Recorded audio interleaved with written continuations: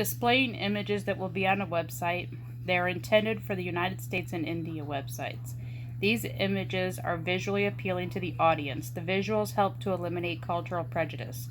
Cultural familiarity, according to Lester, cultural codes are cultural interpretations of what we see that each person learns from birth. Many of us go throughout life without realizing these have been taught to us, but somewhere along the way we have learned the culture codes. When we view these images, we observe culture familiarity for both America and India. In America, we are used to seeing many different cultures and races as one. In India, we are unable to view the mixture of cultures and races, but that's what's familiar to them. In both photos, we can see the clothes worn are also cultural specific. Semiotics. Lester states semiotics are the study of how we give meanings to words and signs. There are four types: semiotic, analogical, displaced, and condensed.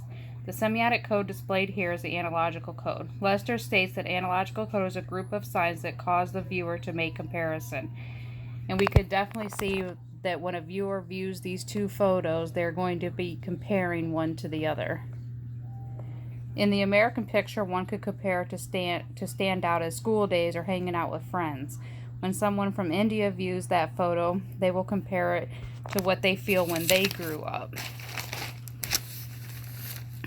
Both sides that view these photos will have the emotional connection to how they perceive them, which brings us to the emotional appeal. There are three different cognitive elements that demonstrate emotional appeal. Lester states that memory is arguably the most important mental activity involved in accurate visual perception. The American photo gives us memory of how we grew up. The Indian photo will do the same when viewed by someone from India.